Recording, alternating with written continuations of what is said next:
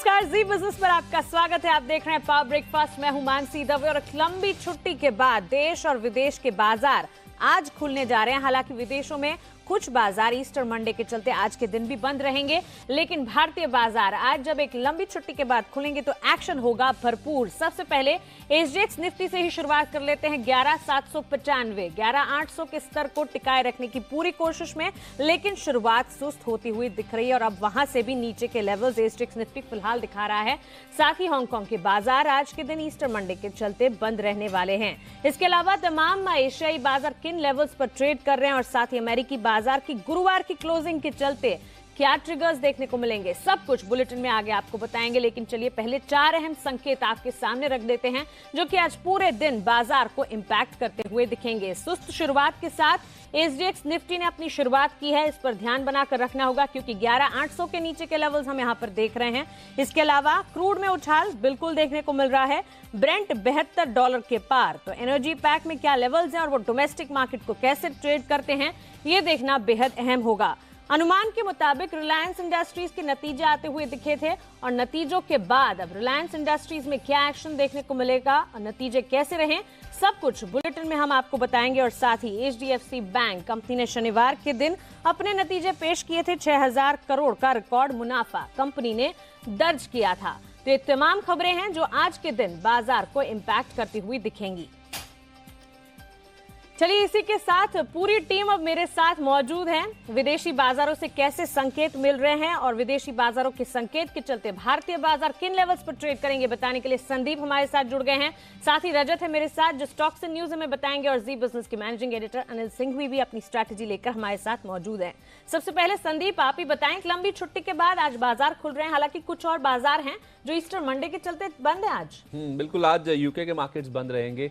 बाकी इसमें आप देखें तो एशियन मार्केट्स में हांगकांग के बाजार आज बंद हैं, लेकिन जो संकेत हैं वो बहुत मिले जुले नजर आ रहे हैं। लंबी छुट्टी से पहले हम देखते हैं कि अमूमन वॉलेटिलिटी बाजार में देखने को मिलती है, लेकिन आज भी अगर आप देखें तो एसजीएक्स निफ्टी से अगर आप शुरुआत करें तो शुरुआत में ही अगर आप देखें तो हल्की पॉजिटिविटी देखने को मिली थी। लेकिन अब अगर आप देखें तो 11,800 का जो की लेवल है उसके भी नीचे आपको जो एसजीएक्स निफ्टी में जो कारोबार है वो होता हुआ दिखेगा। एशियन मार्केट बहुत मिले जुले हैं। निक्केई ऊपर खुला था, ऊपर से थोड़ा सा फिसलता हुआ दिखा है। हालांकि गुरुवार को जो अमेरिकन मार्केट की क्लोजिंग थी, शुक्रवार को मार्केट बंद थे, जो गुरुवार की क्लोजिंग थी वो अच्छी थी, करीब आधे % के आसपास की मजबूती थी। डाउ में 100 अंकों से ज्यादा की बढ़त थी। दरअसल Q1 के जो नतीजे आ रहे हैं यूएस के मार्केट्स में उसी के ऊपर पूरा फोकस है। और कुछ खासतौर पे बड़ी कंपनियों में देखें तो हनीवेल ऑटोमेशन एक कंपनी है जिसके नंबर्स काफी अच्छे आए थे, 3% वो शेयर उछला। और बाकी कुछ कंपनियां जो अगर आप देखें उनके भी नंबर्स काफी पॉजिटिव देखने को मिले थे। अगर आप गुरुवार को यूरोपियन मार्केट्स की क्लोजिंग भी देखें वो भी मिली जुली थी। अगर आप फुटसी को छोड़ दें तो बाकी मार्केट्स ऊपर बंद हुए थे, बावजूद इसके कि जर्मनी और फ्रांस के जो कमजोर पीएमआई आंकड़े आए थे उसके बावजूद नंबर्स काफी मार्केट्स में जो क्लोजिंग है वो अहम ऊपर की और ही देखने को मिली थी। केवल दिक्कत की बात हमारे लिए मानसी वो है कि जो कच्चा तेल है वो आप देखिए फिर से ऊपर की ओर चाल चलने लगा है। 5 महीने की ऊंचाई के आसपास आपको लेवल्स नजर आएंगे। $72 के पार ब्रेंट है और 64.5 के पार आपको WTI क्रूड नजर आएगा। ये दरअसल इसलिए क्योंकि एक तो सऊदी अरब का जो एक्सपोर्ट है उसमें कमी देखने को मिली है और यूएस में भी जो तेल भंडार है उसमें कमी देखने को मिल रही है। तो कच्चे तेल को अगर आप छोड़ दें तो बाकी जो फैक्टर्स हैं वो लगभग ठीक ठाक नजर आ रहे हैं कि 3 दिन की लंबी छुट्टी के बाद अब थोड़ी सी हल्की वॉलेटिलिटी जरूर देखने को मिलेगी। लेकिन हाँ, कच्चा तेल कितना रूल करता है हमारे मार्केट्स को ये देखना इंपॉर्टेंट होगा। चलिए, तो बिल्कुल कच्चा तेल हो सकता है कि चिंता का कारण बने क्योंकि कच्चे तेल में उछाल देखने को मिल रहा है। लेकिन गुरुवार के दिन रुपए में क्लोजिंग जो थी वो मजबूत होती हुई दिखी थी। इसी के चलते आज ओपनिंग किन लेवल्स पर होती है देखना बेहद अहम होगा। संदीप, तमाम जानकारी के लिए हमारे साथ जुड़ने के लिए आपका शुक्रिया। और साथ ही अब आगे बढ़ने से पहले देख लेते हैं कि गुरुवार के दिन एफआईएस डीआईएस की तरफ से एक्शन कैसा रहा। संस्थागत निवेशकों ने एफआईएस में कैश मार्केट में करीब 1,040 करोड़ की खरीदारी की। साथ ही डीआईएस ने कैश मार्केट में करीब 340 करोड़ की बिकवाली की है। एफएनओ स्पेस में एफआईएस ने गुरुवार के दिन 3,090 करोड़ के ऊपर की खरीदारी का रुझान बनाया है। इंडेक्स फ्यूचर्स में क्या लेवल्स देखने को मिले, चलिए फटाफट बता देते हैं। इंडेक्स फ्यूचर्स में करीब 1,200 करोड़ की खरीदारी का रुझान एफआईएस की तरफ से देखने को मिला। इंडेक्स ऑप्शंस में करीब 2,2100 से लेकर 2,200 करोड़ तक की खरीदारी का रुझान और स्टॉक फ्यूचर्स में करीब 17 करोड़ की बिकवाली का रुझान यहाँ पर। तो एफआईएस की तरफ से एक्शन गुरुवार के दिन भरपूर देखने को मिला। लेकिन चलिए आगे बढ़ते हैं और अब जी बिजनेस के मैनेजिंग एडिटर अनिल सिंह भी हमारे साथ जुड़ गए हैं जो कि हर रोज हमें बाजार की रणनीति बताते हैं।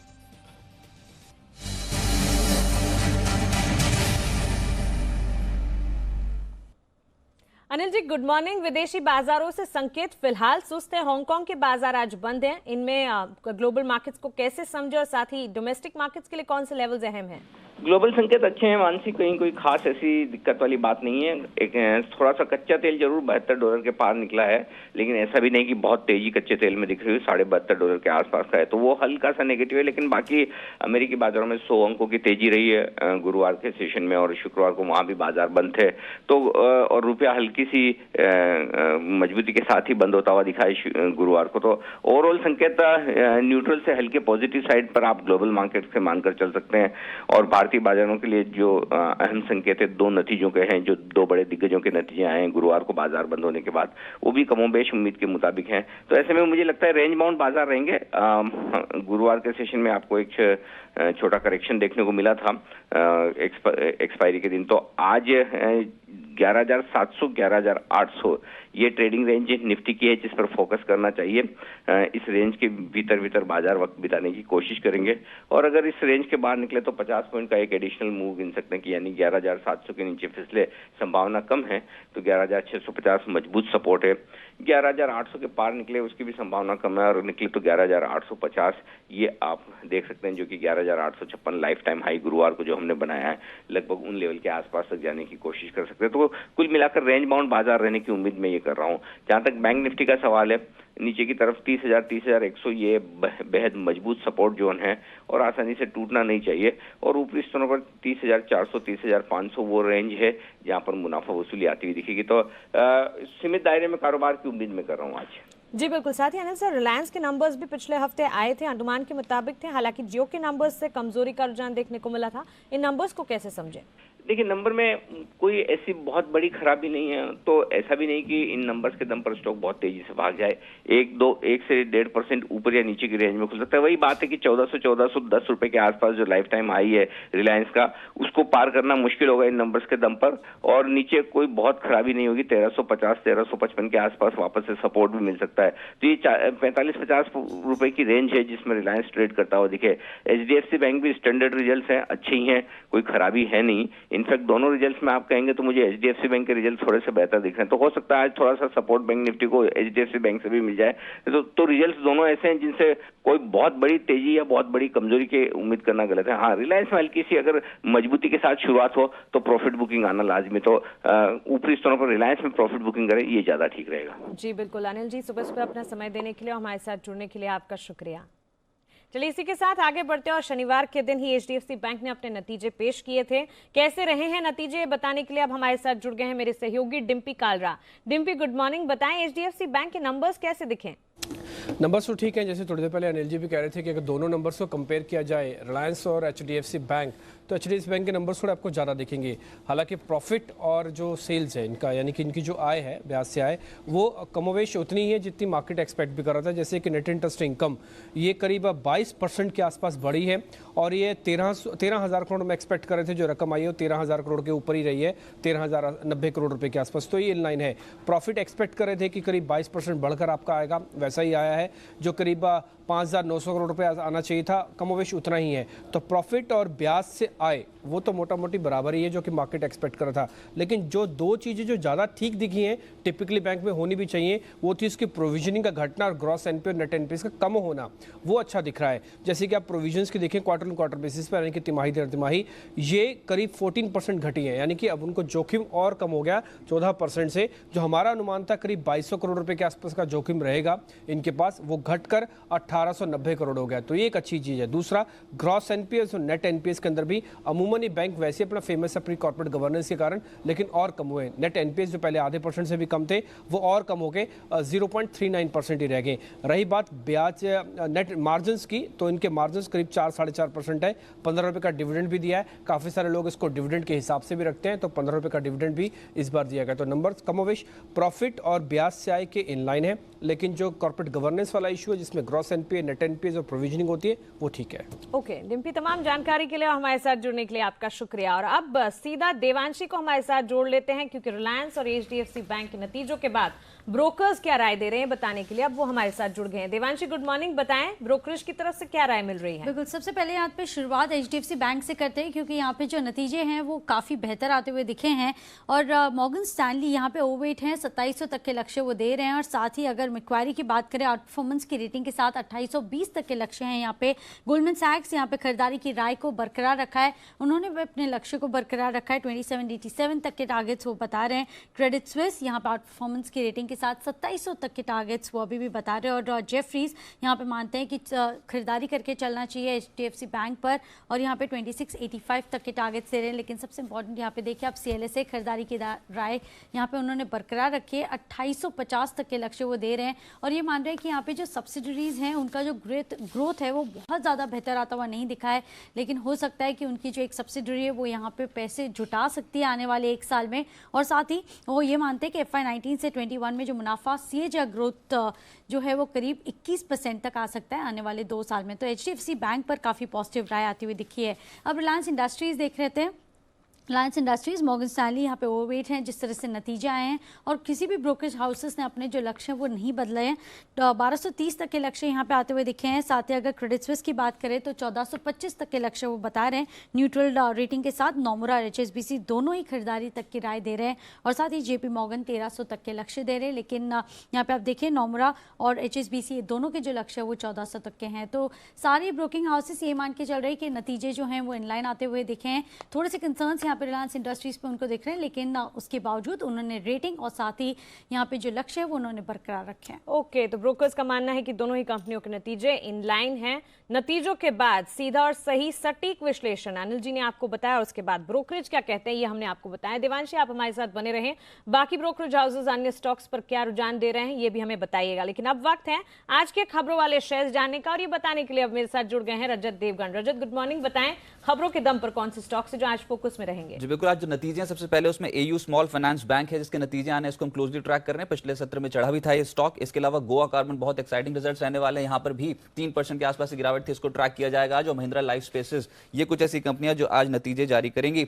लक्ष्मी विलास बैंक की बोर्ड बैठक होने वाली है और साथ ही साथ दीपक फर्टिलाइजर की जो बोर्ड बैठक होगी उसमें रकम जुटाने पर यानी कि पूंजी जुटाने पर कंपनी विचार करने जा रही है। और सबसे बड़ा एक एक्शन होने वाला है वो आज बिरला सॉफ्ट में होने वाला है क्योंकि इनका जो इंजीनियरिंग कारोबार है वो तो KPIT टेक का इंजीनियरिंग कारोबार बिरला सॉफ्ट में मर्ज हो गया था, लेकिन आज यहाँ पर माफ कीजिएगा IT कारोबार बिरला सॉफ्ट में मर्ज हो गया था, लेकिन आज इंजीनियरिंग कारोबार की लिस्टिंग होने जा रही है KPIT टेक की। तो वो आज कहीं ना कहीं एक मेजर ट्रिगर पॉइंट इस कंपनी के साथ जुड़ा हुआ है। कुछ खबरें हैं जिसमें सबसे प्रोमिनेंट रहेगा सिंजीन, जिसमें 24 अप्रैल को कंपनी की बोर्ड बैठक है और इस बोर्ड बैठक में बोनस शेयर अलॉटमेंट पे एक बड़ा फैसला जो है वो कंपनी कर सकती है। तो सिंजीन पे नजर रखें। साथ ही साथ डॉक्टर रेड्डीज के ऊपर खबर ये आई है कि US FDA से इनके जो श्रीकाकुलम प्लांट है उसमें वॉलंटरी एक्शन इनिशिएटेड सर्टिफिकेट मिला है, यानी कि फिलहाल कोई भी एक्शन इस प्लांट पे नहीं लिया जाएगा। 15 जनवरी की जांच में 4 ऑब्जर्वेशंस पाए गए थे, लेकिन वॉलंटरी एक्शन इनिशिएटेड के तहत कोई भी एक्शन फिलहाल US FDA नहीं करेगी। रिलायंस कैपिटल, ब्रिकवर्क ने रेटिंग घटाई है इनके डेट इंस्ट्रूमेंट्स की, AA रेटिंग से घटाकर उसको A+ कर दिया गया है। हालांकि रिलायंस कैपिटल ने इस रेटिंग का बिल्कुल खंडन किया है, गलत ठहराया है। और साथ साथ L&T इनके इलेक्ट्रिकल और ऑटोमेशन बिजनेस को बेचने की CCI ने मंजूरी कर दी है जिसकी देती है, जिसकी वैल्यूएशन लगभग 14,000 करोड़ के आसपास की। तो बाजार पर अब रणनीति बताने के लिए हमारे साथ कार्वी स्टॉक ब्रोकिंग के अरुण मंत्री जुड़ गए हैं। अरुण, गुड मॉर्निंग, स्वागत है आपका जी बिजनेस पर। इंडेक्स पर सबसे पहले अपनी स्ट्रैटेजी बताएं। Good morning Mansi. देखिए, ओवरऑल इंडेक्स पे मुझे लग रहा है कंसोलिडेशन का दौर अब जारी रहना चाहिए। जिस हिसाब से मार्केट ने 11,800 11,850 का लेवल छू के एक प्रॉफिट बुकिंग दिखाई है, मुझे लग रहा है 11,650 से 11,850 ये 200 पॉइंट की रेंज में निफ्टी नेक्स्ट 2 से 3 दिन में ट्रेड हो सकता है। नीचे में मुझे लग रहा है 11,650 से 11,700 ये ब्रॉडर सपोर्ट है मार्केट में। मुझे नहीं लग रहा है ये लेवल इजीली मार्केट में टूटेगा। तो फर्दर डे अगर देखें 11,700 11,720 के आसपास अगर आपको निफ्टी मिलता है तो वहाँ पे आपको लॉन्ग करना चाहिए। 11,670 का स्टॉप लॉस लगाएं और 11,800 से 11,830 ये 2 टारगेट आप नेक्स्ट 2 से 3 दिन में देखने को मिल सकता है। 11,830 के टारगेट्स को ध्यान में रखें, 11,660 का स्टॉप लॉस लगाएं। 2 दिन में टारगेट्स अचीव होते हुए दिख सकते हैं। अरुण, स्टॉक स्पेसिफिक आज कहां पर राय देंगे आप? ये 2 स्टॉक चुने हैं। पहला होगा आईजीएल। मुझे लग रहा है आईजीएल में next short covering rally pending है। मुझे लगा इस एक्सपायरी नेक्स्ट 2 से 3 दिन में इस स्टॉक में एक अच्छा उछाल देखने को मिल सकता है। तो आईजीएल को करंट लेवल पे लॉन्ग करने की सलाह रहेगी। 321 का स्टॉप लॉस रहेगा और 338 का टारगेट रहेगा। और दूसरा स्टॉक होगा आरईसी लिमिटेड। मुझे लग रहा है आरईसी में भी एक अच्छी शॉर्ट कवरिंग रैली नेक्स्ट 2 दिन में देखने को मिल सकती है। तो आरईसी में भी लॉन्ग करने की सलाह रहेगी। 150 का स्टॉप लॉस रहेगा और 160 का टारगेट रहेगा। ओके, आरईसी आईजीएल दोनों ही काउंटर्स पर खरीदारी का मन आप बनाकर चल सकते हैं। अच्छे रिटर्न्स की उम्मीद है और उन तमाम जानकारी के लिए हमारे साथ जुड़ने के लिए आपका शुक्रिया। चलिए इसी के साथ कमोडिटी बाजार का एक बार जायजा ले लेते हैं और कमोडिटी बाजार पर आज क्या रणनीति होनी चाहिए बताने के लिए अब हमारे साथ जुड़ गए मोतीलाल ओसवाल कमोडिटीज के अमित सजेजा। अमित, गुड मॉर्निंग, स्वागत है आपका जी बिजनेस पर। बुलियन मार्केट में सोने में सुस्ती का रुझान देखने को मिला। पिछले हफ्ते इंटरनेशनल मार्केट डोमेस्टिक मार्केट्स में जिन लेवल्स पर ट्रेड हो रहा था, आज क्या बिकवाली की रणनीति अपनाई जाए? जी नमस्कार। हाँ जी, देखिए जो $1280 का जो एक इम्पोर्टेंट सपोर्ट था स्पॉट गोल्ड में, वो टूट चुका है और अभी उसके नीचे क्लोजिंग आई है पिछले हफ्ते। तो इसके चलते इस हफ्ते में भी दबाव बरकरार रह सकता है। $1265 तक प्राइस जा सकती है। अगर हम डोमेस्टिक मार्केट की बात करें तो हो सकता है डाउन साइड में 31,300 से 31,200 के लेवल देखने मिल सकते हैं। इसलिए मैं सेलिंग की सलाह देना चाहूंगा। ओके अमित, साथ ही एनर्जी पैक में क्रूड में उछाल देखने को मिल रहा है, यहाँ पर आप क्या राय देंगे? जी, आई थिंक जियोपॉलिटिकल टेंशन जो लीबिया में चल रही है उसके चलते क्रूड में एक सपोर्ट है, तो मैं बाइंग की सलाह दूंगा। 4,450 के आसपास या 30 के आसपास बाई किया जा सकता है 4,500 के टारगेट के लिए इंट्राडे में। ओके और साथ ही यूएसडी आईएनआर पेयर की अगर बात करें, रुपए में मजबूती का रुझान गुरुवार के दिन क्लोजिंग के दरमियान देखने को मिला था। आज क्या लेवल्स अहम होंगे? जी, आई थिंक पिछले हफ्ते क्लोजिंग आते आते हमने देखा था कि रुपया जो है वो फिर से मजबूत हुआ था डॉलर के अगेंस्ट। तो वो जो रुख है वो जारी रहने की उम्मीद है। अपसाइड में 69.65 के अगर के आसपास मिलता है तो बिकवाली की जा सकती है डॉलर में, और डाउन साइड में 69.25 तक के टारगेट देखने मिल सकते हैं। ओके हमें तमाम जानकारी के लिए हमारे साथ जुड़ने के लिए आपका शुक्रिया। तो कमोडिटी बाजार में बुलियन मार्केट में गोल्ड पर आप करें बिकवाली, यहाँ पर रणनीति बनती हुई दिख रही है। साथ ही यूएसडी आईएनआर पेयर में भी बिकवाली की राय है।